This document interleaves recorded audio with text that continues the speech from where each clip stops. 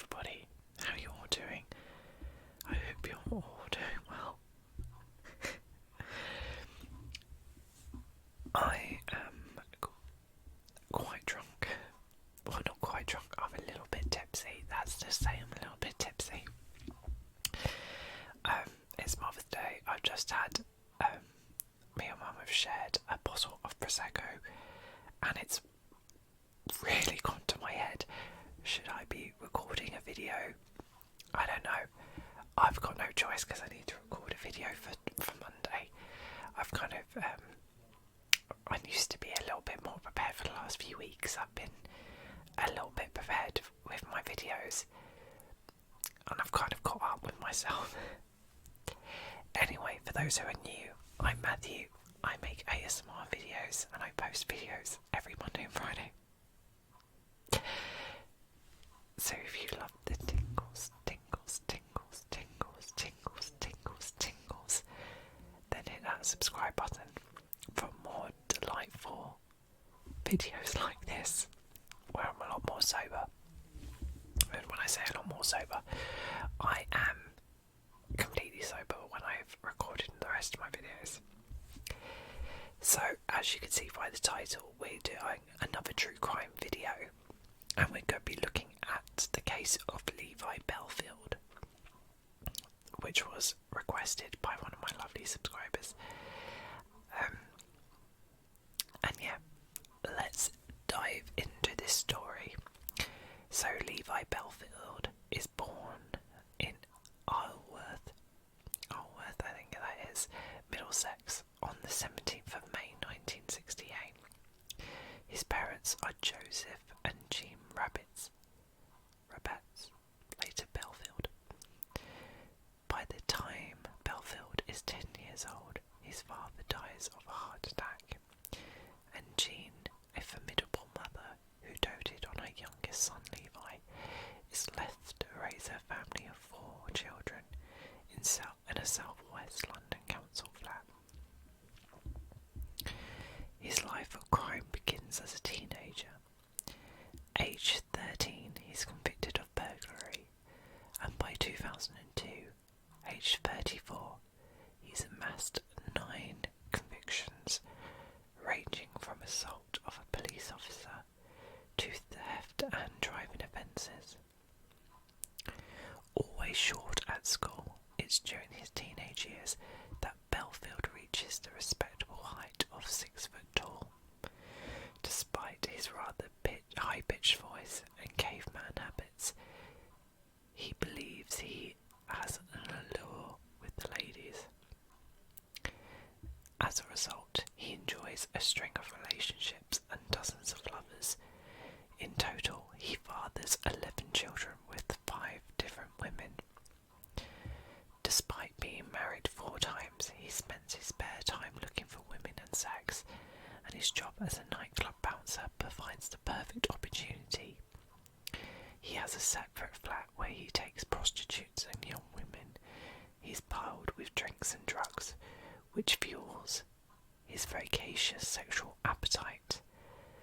Bellfield has a huge ego and believes he's God's gift to everyone. However, when women fail to fall under his spell, his charming side quickly disappears, replaced by an evil rage. Underneath Bellfield is a brutal and controlling womanizer. A number of ex-girlfriends all described a similar pattern of behaviour. He's lovely and charming when they first meet him, but within weeks he stops them from seeing their friends and relatives. Eventually they need his permission to go out, and he rings constantly, checking up on them. Bellfield views women as objects to be chatted up, abused and then dumped. He particularly loathes blonde women with large breasts, and admits to an ex-girlfriend that he hangs around alleyways waiting to hurt, stab or rape women. On the 15th of October 2001, Anna Marie Rennie, 17, is waiting at the bus stop on Hospital Bridge Road in Twickenham. The young blonde girl has just had a row with her boyfriend when Bellfield walks up to her and offers her a lift. She refuses. Enraged, he grabs her and attempts an abduction. Fearing for her life, she struggles free and escapes just meters from his car. God. Then on the 20th of March 2002, Rachel Cowles, 11, is walking home from school in Sunbury. Bellfield pulls over and tells her he's a new neighbour. He offers her a lift, but she refuses. He drives off, spooked by a police car driving in the opposite direction. Rachel realises her lucky escape when she notices that none of her neighbours have a red car fitting the description of the one that Bellfield was driving. Her mother calls the police. A day later, on the 21st of March 2002, Amanda Jane Millie Dowler, 13, decides she wants some chips and gets off the train one stop early at Autumn-on-Thames. Having just called her dad to say she'll be home in 30 minutes, she disappears. It takes 6 months to find her remains, and a further 9 years for Bellfield to be found guilty of her murder. In February 2003, Marshall McDonnell, 19, is heading home to Hampton on the 111 bus after an evening out with friends. After stepping off the bus, she doesn't realise that she's being followed by Bellfield. She walks along her quiet street and approaches her front door. She is fatally hit over the head with a lump hammer. She dies in hospital the next day. God, how horrific. Later, in December 2003, Irma Dragoshi, 36, is waiting at the bus stop in Longford, West Drayton, when Bellfield, showing off to a friend, gets out of the car, attacks her with a blunt instrument. She survives but has no recollection of the incident due to amnesia. In May 2004, Kate Sheddy, 18, gets off the bus in Alworth and begins to walk home. She spots a suspicious-looking people carrier parked in the side road and attempts to avoid it. As she steps into the road, the car driven by Bellfield runs her over. But this is not enough. He then proceeds to reverse over her, leaving Kate with life-threatening injuries. She does survive, though. On 20th of August 2004,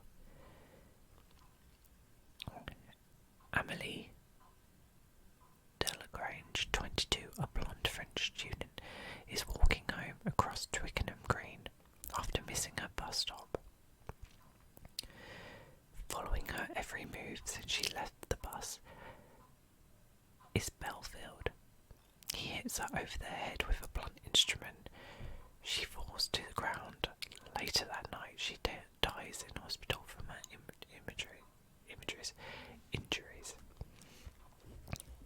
So, looking at the timeline, the 15th of October 2001, Levi attempts to abduct Anne-Marie Rennie, but he fails. On the 20th of March 2002, Rachel Cowles is stopped by a man thought to be Levi Bellfield and offered a lift in his red car. On the 21st of March 2002, Millie Dowler disappears after getting off the train at Autumn-on-Thames, close to Levi Bellfield's home.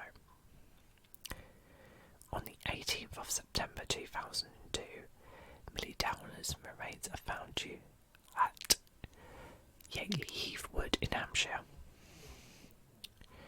The 4th of February 2003, Marsha MacDonald is murdered by Levi Bellfield in Hampton, Surrey.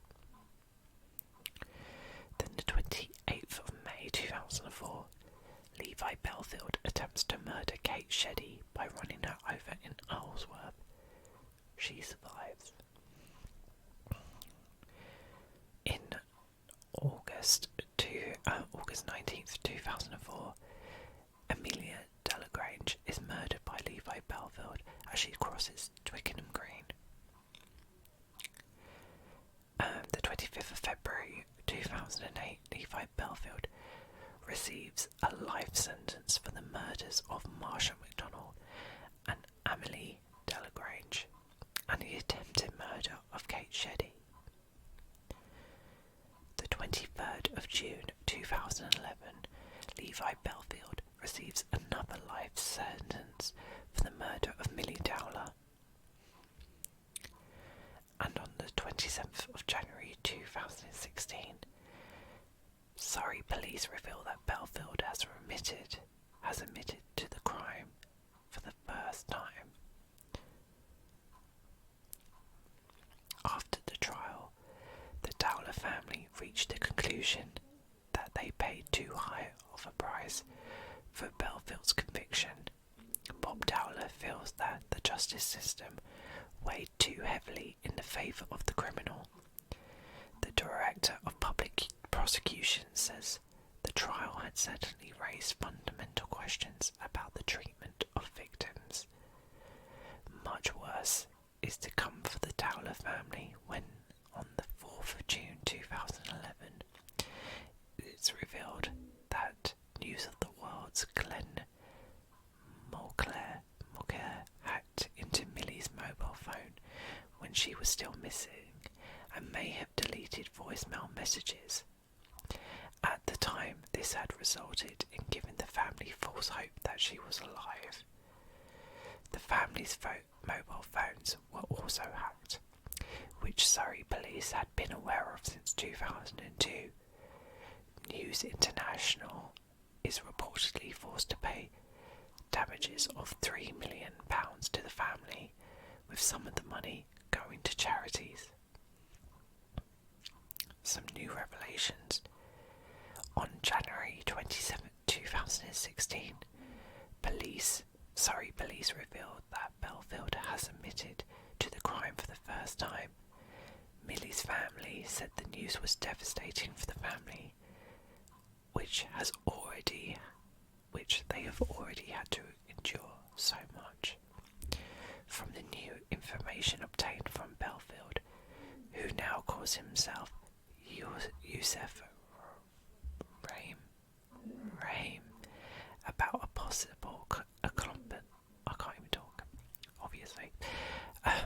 possible accomplice. Surrey police arrested a man in his 40s. He was then released without charge, as police said there was no evidence to support the claims.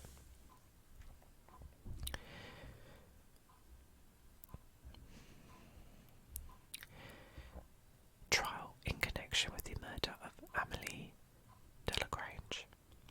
Levi Bellfield's trial begins at the Old Bailey in London on Friday the 12th of October 2007 for the murders of Marsha MacDonald and Amelie Delagrange. The attempted murder of Imra Groshi and Kate Sheddy, and the attempted kidnap of Anne-Marie Rennie. He denies all counts. Brian Altman prosecuting states that these women were targeted victims of the predatory man who stalked bus stops and bus routes in vehicles looking for young women to attack. He calls on a witness Sunil, who was an associate of Bellfield. He has been in the car with Bellfield when he announced, "Watch this," and then proceeded to attack Imra Groshi. Despite this testimony, Bellfield tries instead to frame Garou for the attack. The jury discovered that 6 days after the murder of Amelie Delagrange, Bellfield breaks down in his bedroom, having taken an overdose of antidepressants. He's found by a friend and and it's here that Bellfield announces, "You don't know what I have done." He's admitted to a mental hospital, where he tells staff he's feeling low and suicidal. However, he discharges himself the next day. During the trial, Bellfield repeatedly denies being present at the attacks. He claims his work as a wheel clamper gives him access to a variety of cars that other people within his team can also use. Brian Altman suggests to the jury that Bellfield is massaging evidence and providing fictitious accounts. Bellfield appeals to the jury that he's a victim of mistaken identity. Despite this, on the 23rd of February 2008, the jury find him guilty of the murders of Emily Delagrange and Marsha McDonald, and the attempted murder of Kate Sheddy.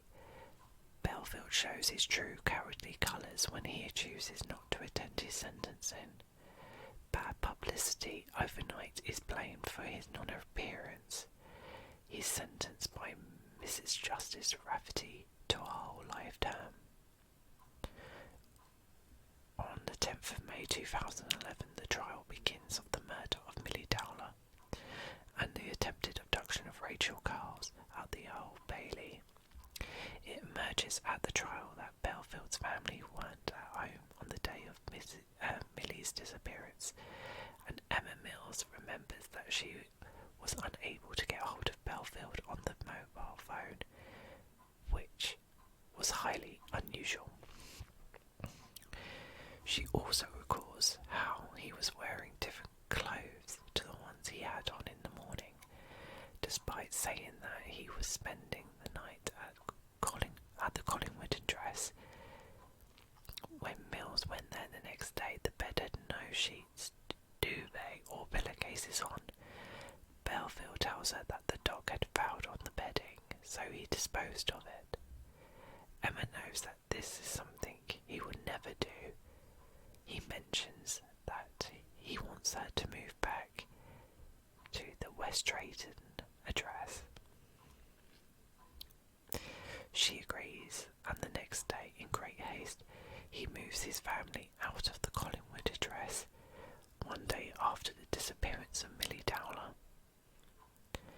It's also discovered in court that the red Daewoo Nixon that Bellfield had used of what? It's also discovered in court that the red Daewoo Nixon that Bellfield had news of was seen leaving the area within 22 minutes of Millie's disappearance. Sadly, Millie's remains found on Yateley Heath are so decomposed that it's impossible to establish the cause of death. Oh my god, I didn't realise that was the case. In a cruel twist, Bellfield tells Mr. Justice Wilkie that he will not be giving evidence in his defence. It's his attempt to put Bob and Sally Dowler on trial. Bellfield's defence team drag up all the dirt they can find involving Bob Dowler, and they even reveal that he was even a suspect at one point. They also disclose a note written by Millie and go out of their way to prove that she was an unhappy teenager who wanted to run away from her family. These accusations are deeply distressing to the family, and it's left to the prosecution team to remind the jury that it's not the Dowlers who are on trial. And on the 23rd of June 2011, Bellfield is found guilty and sentenced to another life sentence. The first arrest in connection with the murder of Emily Delagrange. With growing fears that a serial killer is on the loose, the police are eager for the murder of Bellfield's final victim, Emily Delagrange, to be solved. But they have absolutely nothing to go on. Detective Chief Inspector Colin Sutton, leading the investigation, decides that clues must be found on CCTV cameras within the vicinity. They track down over 2,000 hours of footage and painstakingly view everything, not knowing exactly what they are looking for. Eventually, a white Ford courier van comes to light. It arrives at Twickenham Green just before Emily is murdered, and waits for 8 minutes before speeding off. The police need to talk to the owner, but they only have £26,000 to eliminate first. Even help from the DVLA can't help them track down the trail for the killer, and the case goes cold. But a mobile police unit stationed at Twickenham Green has been taking statements from various people in the area. One officer remembers a woman coming in saying that her ex-boyfriend, Levi Bellfield, is a potential suspect. His name is added to the 129 names on the ex-girlfriend's list. Detectives decide to cross-reference the list to see if anyone owns a white van. Bellfield's name fits the brief. Armed with this information, it doesn't take long to match him to the murder of Marshall McDonnell and the attempted murder of Kate Sheddy. In all three cases, Bellfield owned cars that could be placed at the scene. Bellfield is the prime suspect, and in March 2006, he's arrested at his house in West Drayton, London. The second arrest in connection with the Millie Dowler murder.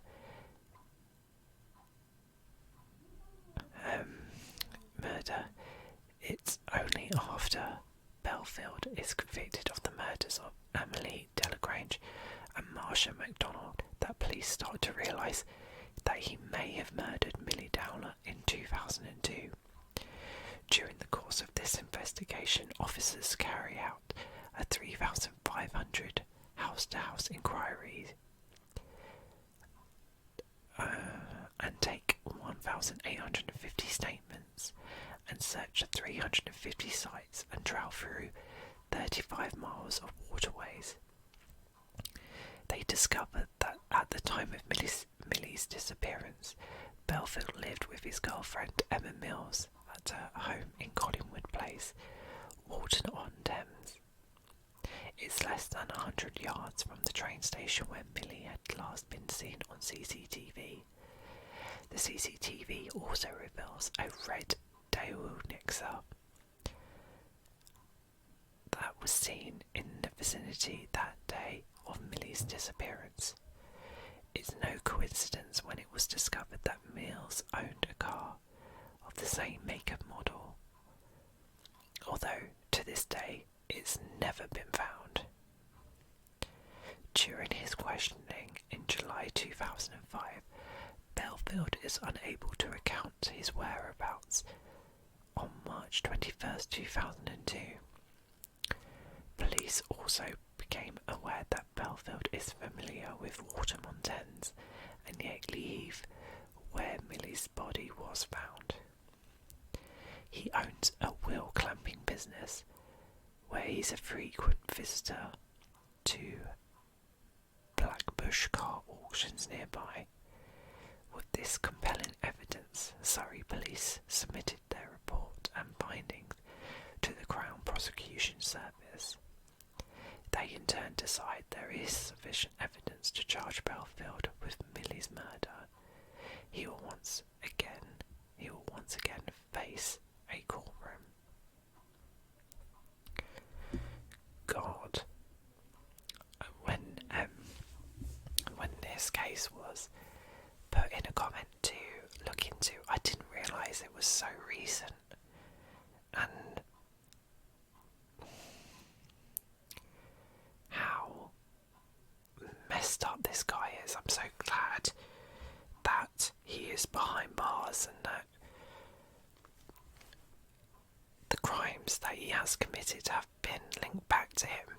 So he hasn't got away with anything, and it is, you know, I mean, for poor Millie Dowler's family, having to wait those years and face that turmoil. There was no quick justice there, but I'm glad justice was served, and I'm glad he got life sentences, and I do pray that he never ever gets parole or gets to leave prison early, because he is exactly where he belongs. He is quite the monster, but thank God our police have managed to track him down and prove that he wasn't so smart that he could get away with any murders or attacks. So I'm glad he is where he belongs, and I'm glad justice was served for all those victims, and I just pray there are no more other victims under this man that are not being, have not also seen the justice they deserve and closure they deserve. Well, thank you so much for requesting this video. If you've got any more suggestions for cases you want me to delve into, I promise I shall do them sober and do them more justice. Leave them in the comments below, and yeah, I shall see you in my next video. Night, guys.